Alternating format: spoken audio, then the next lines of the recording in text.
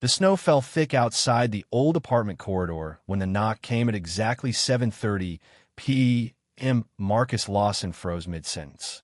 The pencil he'd been using to check his daughter's homework slipped from his fingers and clattered onto the worn linoleum floor. No one came looking for him at this hour, especially not in the dead of winter when the cold cut straight through to the bone. Through the peephole, he saw a woman in a black wool coat standing ramrod straight, her eyes sharp and cold as ice itself. When he opened the door, the frigid air rushed in along with a voice so familiar it physically hurt.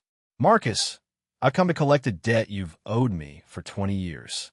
The woman standing in his doorway looked like she'd stepped out of a boardroom and into his life without warning.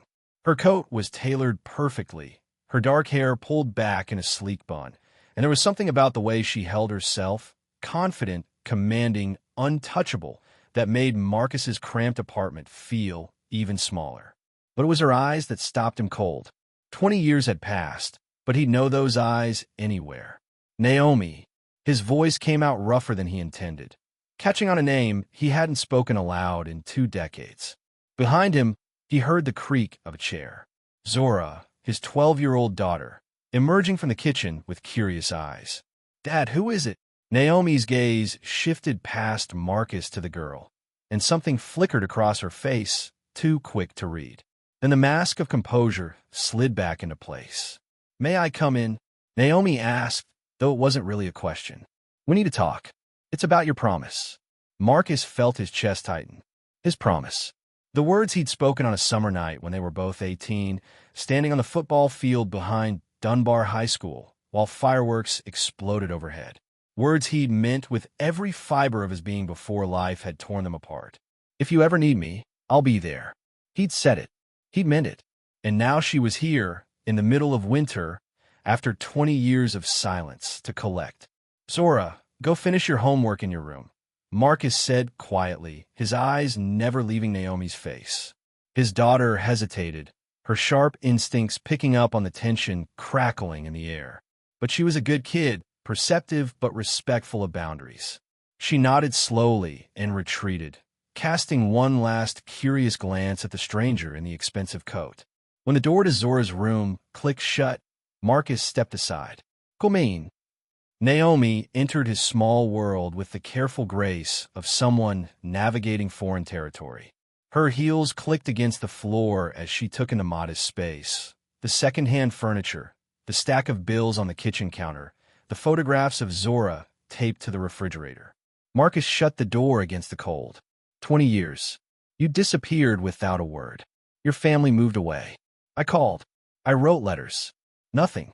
And now you show up talking about debts. Naomi's jaw tightened.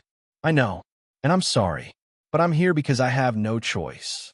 She paused, and the ice in her eyes melted into something raw and desperate. "My father is dying, Marcus, and before he goes, he needs to see you." He moved to the kitchen, his hands needing something to do. "Coffee. It's not fancy, but it's hot." "Thank you." As the coffee maker sputtered to life, Marcus studied her from across the counter. The girl he'd loved had grown into a woman of steel and polish. Everything about her screamed success, from the way she sat to the subtle scent of expensive perfume that had followed her inside. "So," he said, keeping his voice neutral. "CEO, huh? I saw an article about you a few years back. Preston Global Industries." "My company now," Naomi corrected softly. He stepped down 3 years ago when his health started failing. Marcus poured 2 mugs of coffee, black for both. He remembered that about her at least. He carried them to the living room and settled into the armchair across from her. The old space heater hummed steadily, fighting against the draft seeping through the window frames. "I'm still trying to understand why you're here, Naomi. Your father made it very clear 20 years ago that I wasn't good enough for his daughter. Told me to stay away from you, that you were going to Oxford, and I'd only hold you back." Naomi flinched, the first real crack in her armor. "He told you that? You didn't know?" She shook her head slowly. "I thought you moved on, that you'd chosen not to follow me. My father said you'd agreed it was for the best." The revelation hung between them. All these years, both of them had been operating on lies. Before Marcus could respond, Zora's door cracked open. His daughter emerged, supposedly heading to the bathroom, but her eyes tracked to their guest with undisguised curiosity. Zora, this is Naomi Preston. She's an old friend. Hi, Zora said, her voice cautious but polite. Hello, Zora. Naomi's voice softened considerably. Your father has told me nothing about you, which means I have a lot of catching up to do. Zora smiled slightly. He didn't mention you either. Must have been a really long time ago. 20 years. That's older than me. It is indeed. After Zora retreated, Naomi turned back to Marcus. She seems like a wonderful girl. She is. She's everything. He set his mug down. Her mother passed away 4 years ago. Breast cancer. It's been just the two of us since then. I am sorry.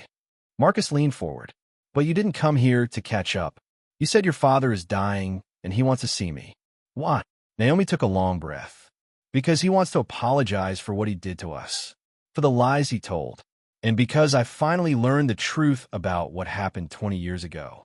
The debt isn't yours to pay. It's his. But I'm the one who has to make it right. Marcus stood and walked to the window. Do you remember that night? The 4th of July, right before you left for Oxford. Every detail, Naomi replied, her voice barely above a whisper. He closed his eyes, and suddenly he was 18 again, sitting on the 50-yard line while fireworks exploded overhead. Naomi had been wearing a white sundress, her hair loose around her shoulders, crying because the next morning she was leaving for England. You said you were scared, Marcus continued. And you took my face in your hands, Naomi said from behind him, and you told me that no matter what happened, if I ever needed you, you'd be there. Marcus turned to face her. I'm in it, Naomi. Every word. I know you did. That's why what happened next destroyed me. What had happened? One day we were making plans, and the next, nothing. You were gone. Your phone was disconnected. Your family moved. It was like you'd been erased from my life. Naomi stood, her composure cracking. Because that's exactly what my father intended. He orchestrated everything. He had my phone disconnected, intercepted your letters, fed me lies about how you'd moved on. He showed me fake photos, fake messages. He convinced me you'd never really loved me. And you believed him? I was 18 and alone in a foreign country. Her voice rose, raw with old pain. I was homesick and heartbroken, and he was my father. Why would I think he'd lie? By the time I came home for Christmas, you were already at Morehouse, and I was too proud to reach out. I threw myself into becoming someone who didn't need anyone. Marcus sank back into the armchair. 20 years of believing she'd simply chosen her future over him, and it had all been manipulation. Why tell me now? Why not let the past stay buried? Because I found the letters. All of them. In a box in my father's study, along with a journal where he documented every lie, every obstacle he put in your way. He kept them like trophies. Her voice broke.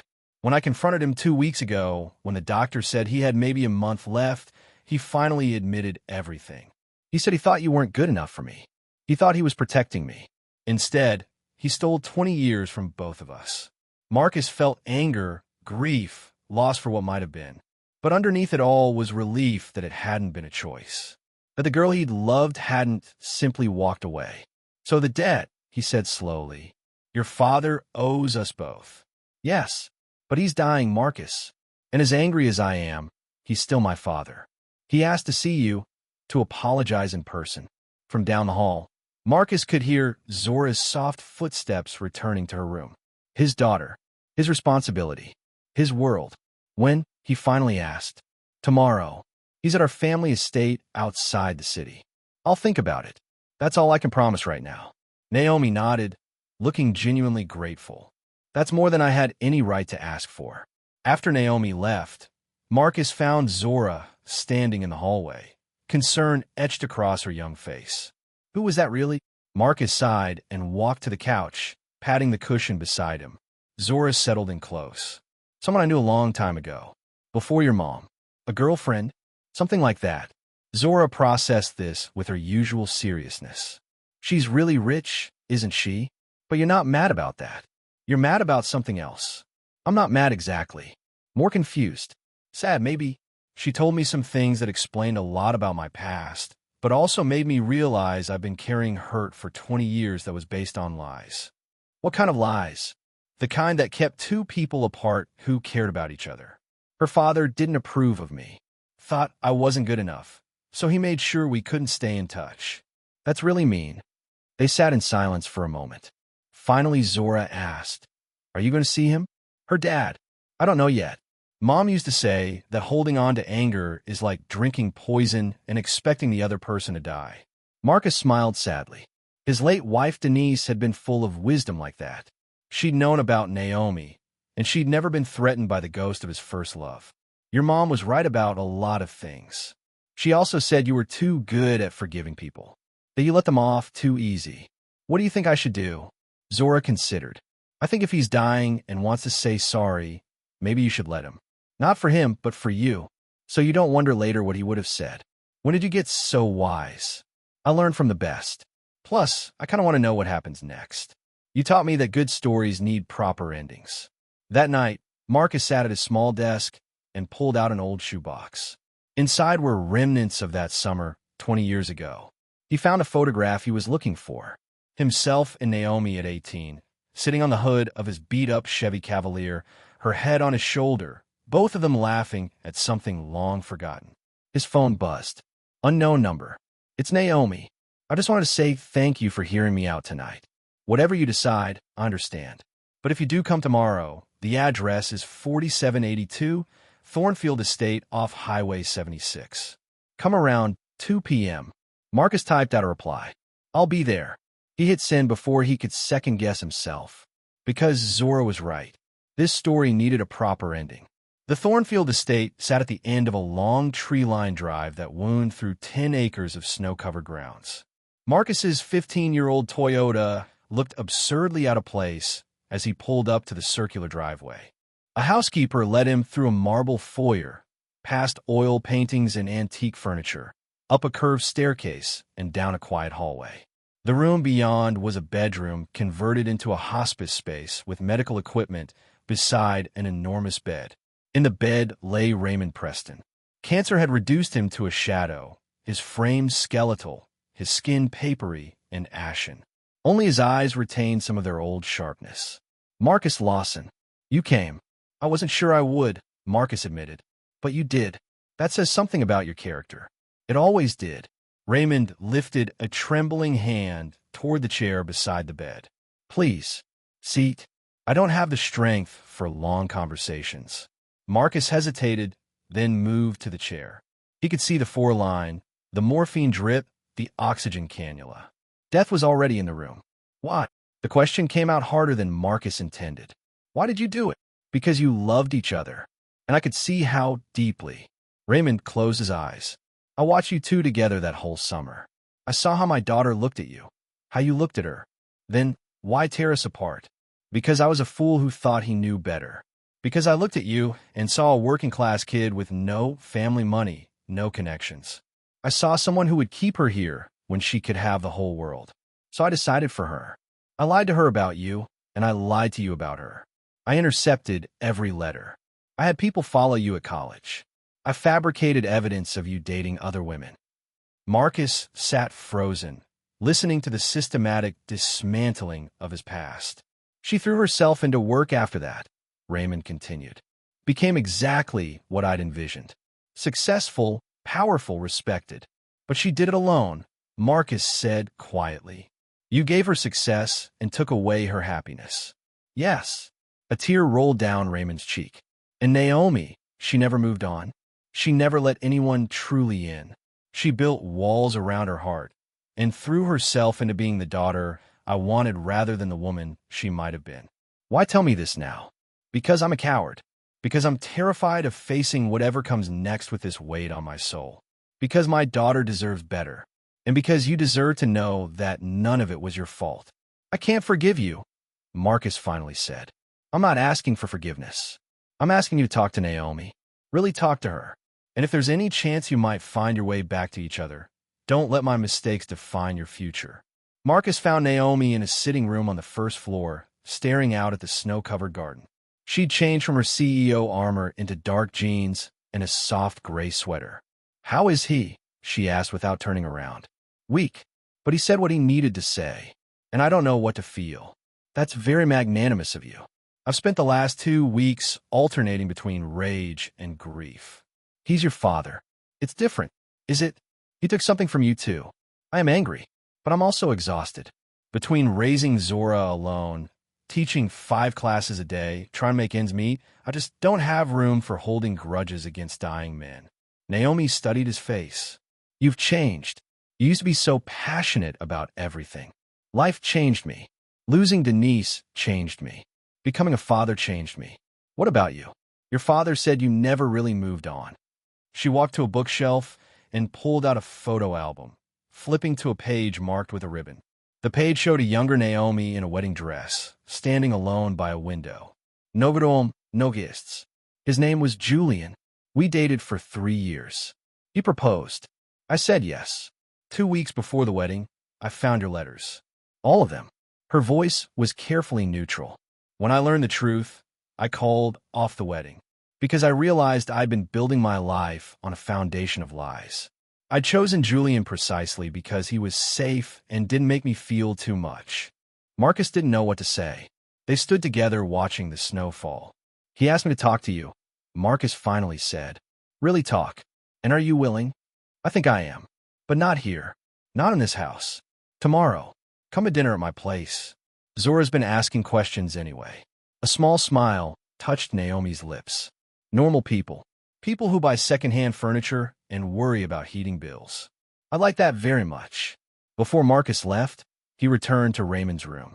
The older man was sleeping. Marcus stood in the doorway. I heard what you said, and I'm choosing not to hate you. Not because you deserve it, but because I deserve better than to carry that weight. Zora deserves better. So I'm letting it go. Not forgiveness exactly, but release. He turned to leave, then paused. And I'll talk to Naomi. I'll give her what you took from her. A choice. Raymond didn't stir, but Marcus felt lighter as he left. Outside, the snow had stopped, and late afternoon sun broke through the clouds. Marcus stood on the steps breathing cold, clean air and felt something he hadn't felt in a very long time. Hope. His phone buzzed. A text from Zora. How did it go? I am okay. I invited Miss Preston to dinner tomorrow. Really? Can we order from Gigi's? Gigi's it is. Love you, kiddo. Love you too, Dad. Naomi arrived at Marcus's apartment, carrying 3 bags of groceries instead of takeout. I know you said takeout, but I stopped at that market on Broad Street and saw fresh pasta, and then I thought about making sauce from scratch. She trailed off, looking uncertain. I am sorry. I shouldn't have presumed. No, it's fine. I just didn't know you cooked. I've been taking classes. Cooking is one of the few things that makes me stop thinking about work. Zora appeared, eyes widening at the groceries. Are you actually going to cook here? Naomi laughed, a real laugh. If your kitchen can handle it. Our kitchen is like 12 square feet, Zora warned. They fell into an easy rhythm. Naomi took command of the kitchen with genuine skill. She set Zora to work tearing basil while she minced garlic and crushed tomatoes. Marcus found himself relegated to opening wine and staying out of the way. So, Zora said casually, you and my dad were in love when you were young. Zora, Marcus warned. What? You said I'd get the whole story. Naomi smiled at her cutting board. Yes, we were in love. Or, at least we thought we were. But you know now? Know if it was real. Naomi paused. Yes. Looking back with 20 years of distance, I can say it was real. Maybe not forever real, but real in that moment, absolutely. Zora considered this. My mom told Dad they fell in love slowly. Like she didn't even notice it happening until one day she realized she couldn't imagine her life without him. Your mother sounds like she was a wise woman, Naomi said gently. She was. She was really sick for a long time before she died, but she never got mean about it. Zora's hands stilled. She made me promise to make sure Dad didn't stay alone forever. Zora, Marcus said firmly. I'm just saying, Mom would want you to be happy.